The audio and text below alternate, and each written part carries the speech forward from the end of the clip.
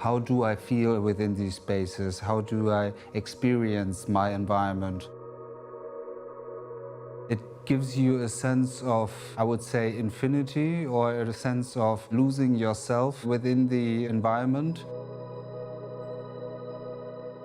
It was for me a revolution in terms of what new spaces I could create without physical limits.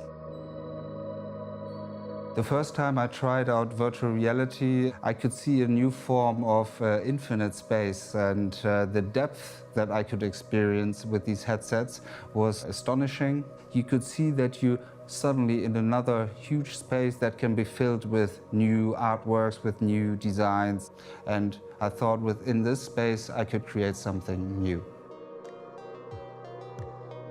Before I started VR, I worked as an installation and sculpture artist. I made lots of large installations with mirrors and steel, but everything that was always related to perception and immersive spaces where the state of the subject was always an important factor.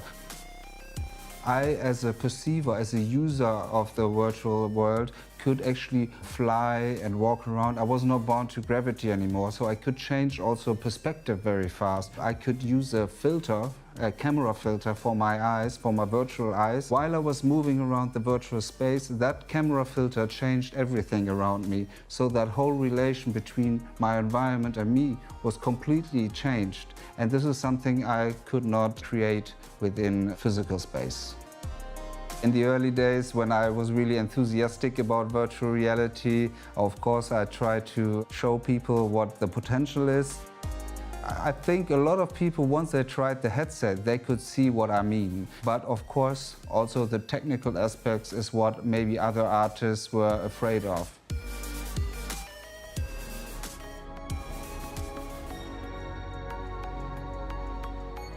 I founded Metaphysics VR in Silicon Valley as part of this accelerator program, and it brings together virtual reality and artists. So there are three strategies I'm following with the company. The first is we produce exhibitions and art pieces in virtual reality for artists. And the second one is to show them the VR tools like Google Tilt Brush and Oculus Medium, so they can easily start to make their own artworks. And the third strategy is to create an online platform where you can actually experience VR art. My name is Tina Sauerländer and I work as a curator for digital media and virtual reality. As soon as I have put on the glasses, I discovered that there is a new world waiting for me and a totally new approach in art. So the idea for Radiance came when I was curating the exhibition The Unframed World about virtual reality at the House of Electronic Arts in Basel. We had the idea to create a safe space for VR art, to define also what VR art can be or is today. Is VR real art?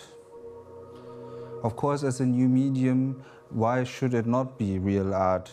It's not replacing the old media, it's not replacing painting or video. It's just a new piece in the picture to expand our way of seeing things, of experiencing the world, and of experiencing new forms of art.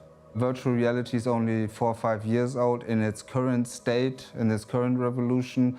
And when you see how the technology advances and the advances in augmented reality, we will see a complete different picture in 10 or 20 years.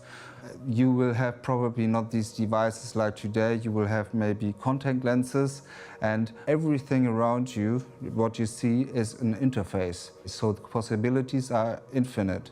And so I think when you start working today with virtual reality, you can create the foundation of a very new direction in the future. Hyundai Motor, connecting art and technology.